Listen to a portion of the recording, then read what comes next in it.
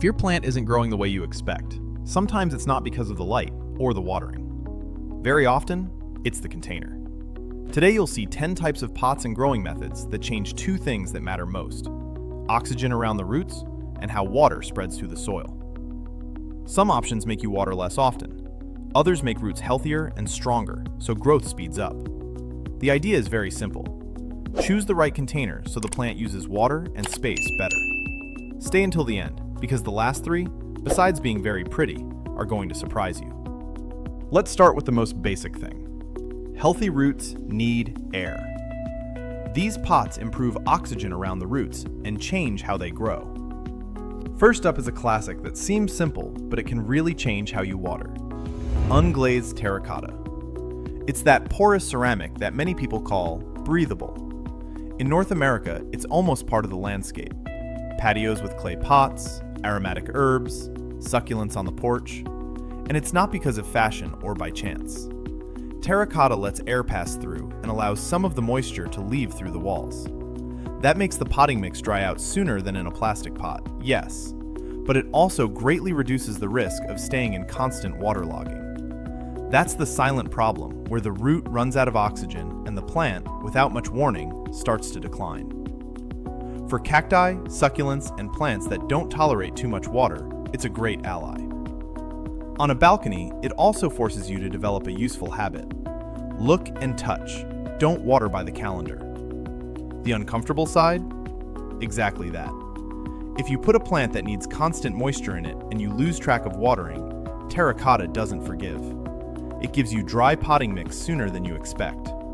And in areas with hard freezes, if the pot has absorbed water and it freezes, it can be damaged. It's not that it's bad for winter, it's that you have to understand it. It drains and breathes, and it also behaves like a living material in response to the weather. From terracotta, we move to something that seems like the opposite, but aims for the same thing: healthy roots with more air. I'm talking about fabric pots, grow bags.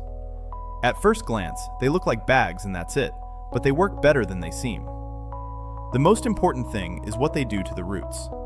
When a root reaches the side, the air dries the tip.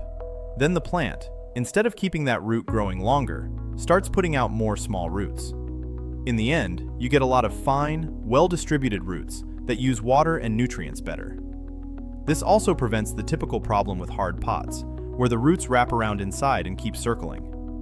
Also, they drain very well.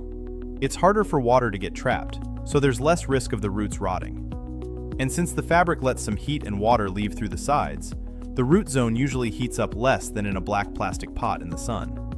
In very hot summers, you notice that. The downside is easy to understand. They dry out sooner. A lot of people don't realize how fast a bag can lose moisture in the middle of July, with sun and a little wind, and that's the most common mistake. And if you put it on a surface that burns, like a very exposed slab, it's even worse, because the heat speeds up water loss. Now, if you use them with drip irrigation, or you simply get used to watering more often, they're a very good option for tomatoes, peppers, and zucchini. They also work well for young fruit trees while they get started and get strong. I like them a lot for seasonal gardens, because they're light, you can move them without making it complicated, and they let you adapt the garden to your day-to-day life, not the other way around. Let's move to an idea that sounds very modern, but is actually very practical. Biodegradable mycelium pots. They're made with that network of fungi, mixed with fibers and hardened until it takes the shape of a pot. What's attractive here goes in two directions. On the one hand, they usually breathe better than smooth plastic, and that helps young roots not feel so trapped. On the other, they're meant to last a short time and break down over time. And that's exactly the point if you start seeds or raise seedlings that you're going to move into the ground later. Transplanting without taking the plant out of the container reduces stress, keeps the root ball from falling apart, and saves you that scene of, "I just broke the thing I didn't want to break." But you have to understand how to treat them. These pots aren't meant to last for years. They're more fragile, they absorb water, they can warp if you keep them wet all the time, and if you treat them like they were ceramic or plastic, they'll disappoint you. I like them as an intermediate step, especially for someone who's just starting with tomato seeds, pepper seeds, or seasonal flowers, and wants the move to the garden in spring to be easier. In very humid climates, or if you overwater, they can break down too early. So here a principle comes in that we'll repeat several times during the video. The right container doesn't fix too much water that's poorly managed. Now let's go with a type of pot that solves a very common problem in lots of houseplants: lack of air in the roots. These are slotted pots, also called orchid pots. At first glance, you can recognize them right away. They're plastic and have slots or large holes on the sides, and sometimes also on the bottom. They're not made to decorate, but for one very specific idea: to let air move in and out easily, and to keep water from getting trapped in the pot. This is especially important in orchids like Phalaenopsis, because many live with roots that, in nature, are used to breathing. In a closed pot, with soil that's too fine or too wet, those roots can run out of oxygen and start to break down without you seeing it until the plant is already weak. With a slotted pot, extra water drains away sooner, and the roots don't stay waterlogged, so they're usually healthier. It also has another very useful advantage. In many orchids, you can see some roots, and that helps you decide when to water.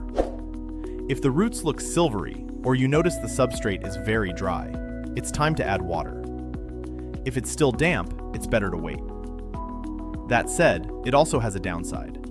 Since it lets a lot of oxygen through, the pot dries out sooner. If the air in your home is dry, or if the orchid is near a window where it gets strong sun, you may have to water more often, or move it to a spot that's a bit more protected. It's also important to use the right substrate.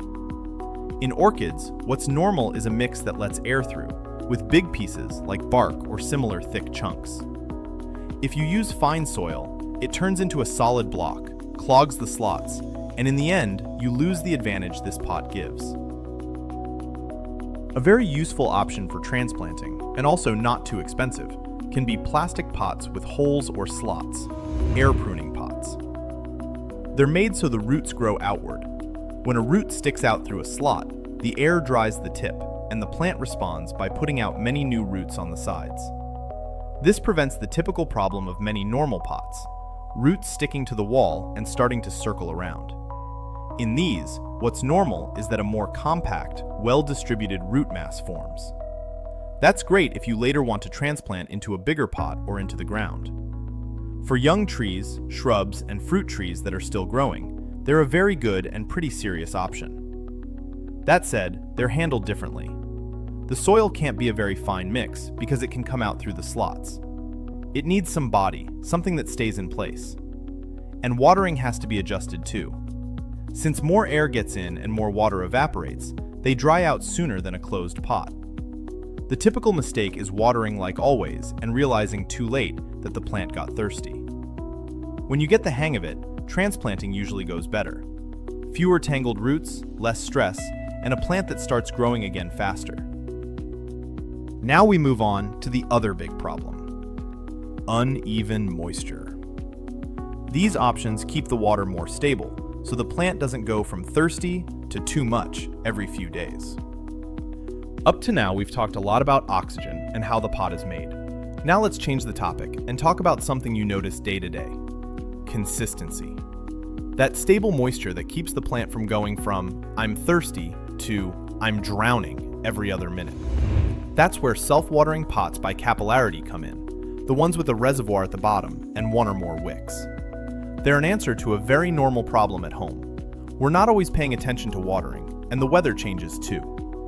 On a balcony, a cloudy day makes everything dry more slowly, and 2 days later the sun comes back with wind and the soil suddenly dries out. In these pots, the water is separate, in the reservoir, and it rises little by little through the wick until it reaches the soil.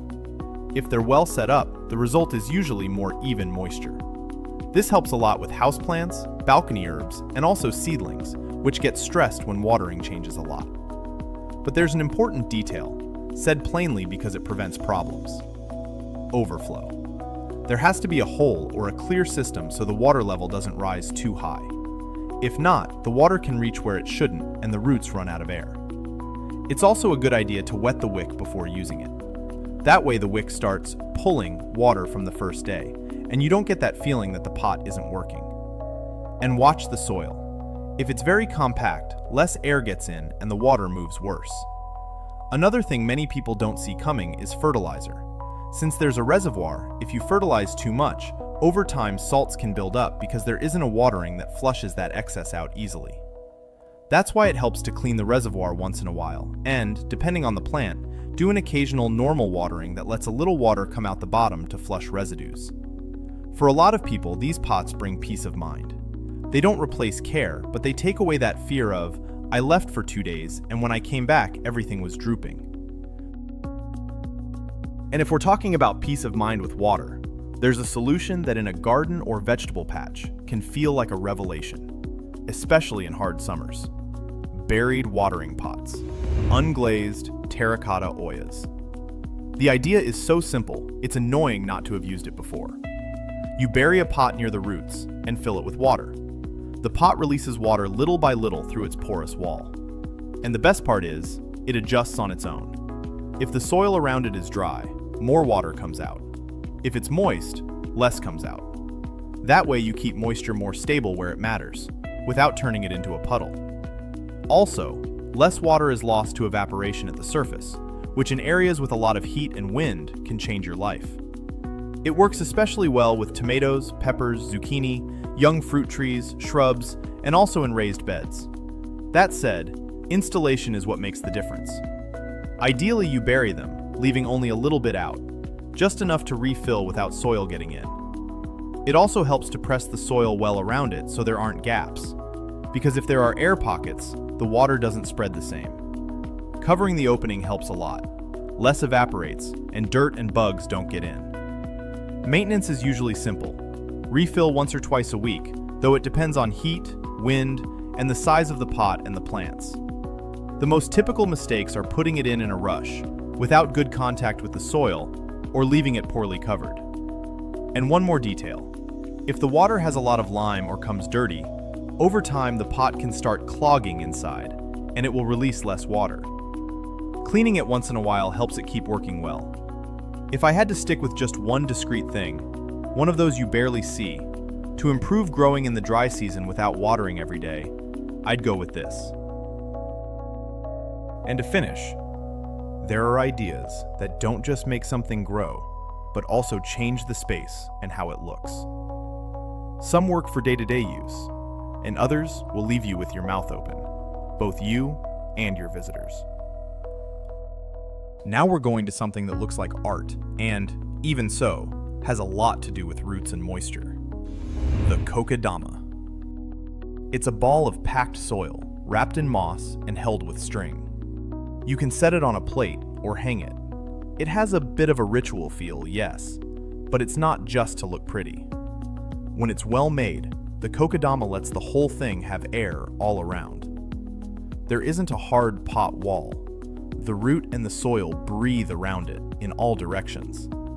And the moss helps a lot. It works like a sponge. It holds water, releases it little by little, and softens quick changes in moisture. That usually helps fine roots, the kind that work all the time. But we have to be clear. That feeling of stable moisture depends a lot on where you put it. If it's inside the house with dry air or near a radiator, it can dry out very fast. On the other hand, indoors with good light but no direct sun, or in a protected patio, it can do great. The plants that usually do best are indoor plants with gentle light that appreciate airy soil. For example, pothos, small ficus, and some trailing plants. Ferns are also used, but then you need to manage humidity well. There are even kokedamas with succulents, but in that case, watering has to be very measured. Soak and let it dry, without overdoing it. Normally, you water by immersion. You put the ball in a bowl with room temperature water until it stops releasing bubbles. Then you take it out, let it drain well, and carefully, squeeze it a little so it's not soaked. That really draining is what separates a healthy kokedama from one that starts to rot. The frequency isn't fixed. You learn it by weight and by touch. When it feels light, or the moss is dry, it's time for water. Sometimes it'll be every few days, and other times it holds for a week, depending on the heat, the season, and your home. Lightly misting the leaves can help if the air is very dry, depending on the plant, but you don't need to keep wetting the moss all the time. The most common mistakes show up fast. One is putting it in strong sun, which burns the moss and stresses the plant. The other is giving it too much water, especially if after soaking you don't drain it well. A lot of people use it as an intermediate step to move a plant into the garden, because the Kokedama breaks easily and, when it falls apart, the roots are exposed right away.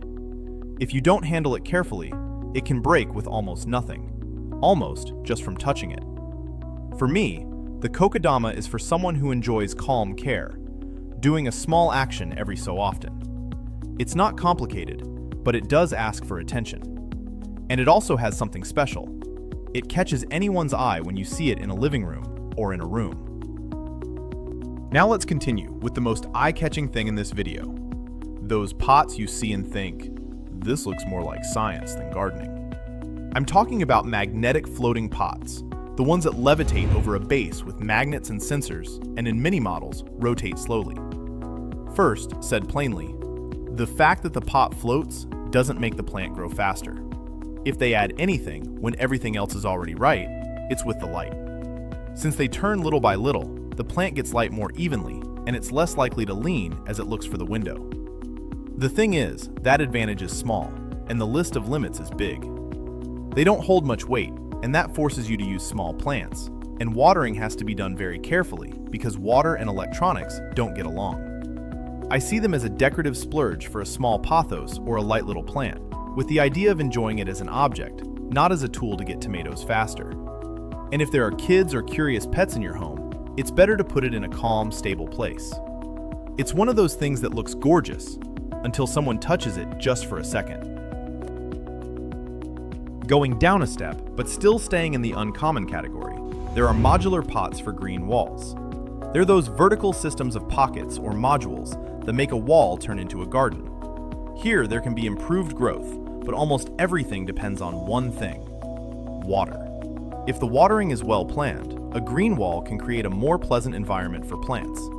It usually gives a bit more shade in that area, raises humidity a little around the leaves, and adds a feeling of coolness that you notice, even in an urban patio.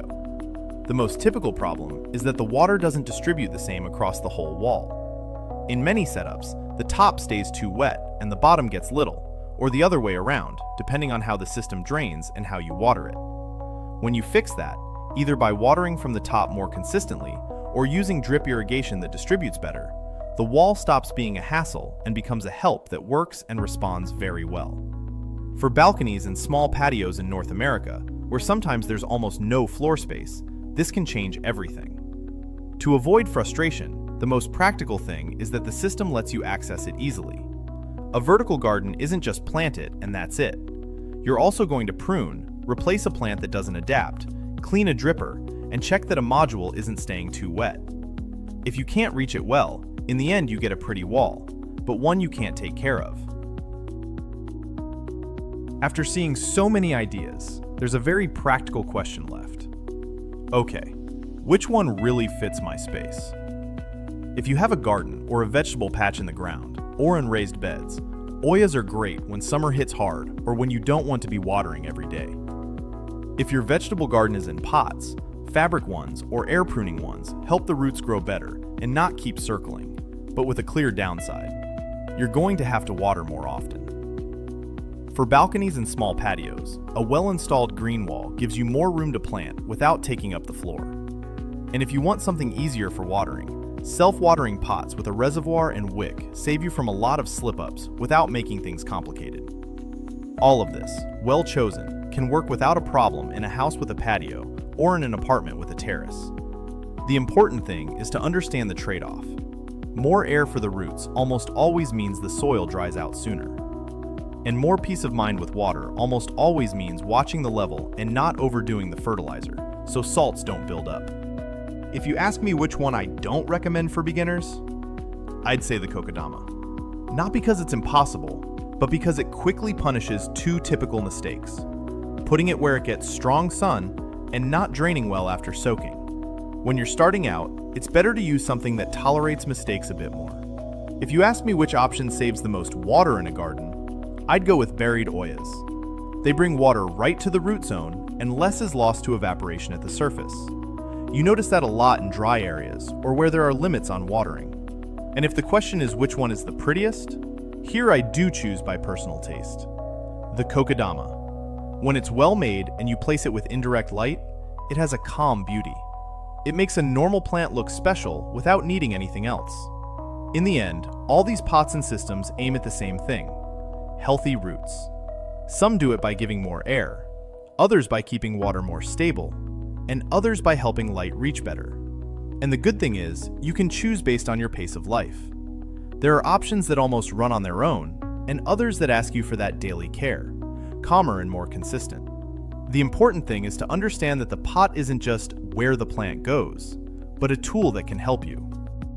If you keep just one idea from today, let it be this: the pot isn't a detail, it's part of how you grow. It changes the air the roots receive, how moisture is maintained, and how much work it asks of you in a normal week, with your schedule and your climate. If you feel like it, tell me in the comments what space you have, whether it's a balcony, patio, or garden, and what plant you want to improve. I read everything, and many times my ideas for future videos come from there. And if this content helps you and keeps you company, subscribe to Senior Garden Club and share the video with someone who might be interested. That would help me a lot. See you soon.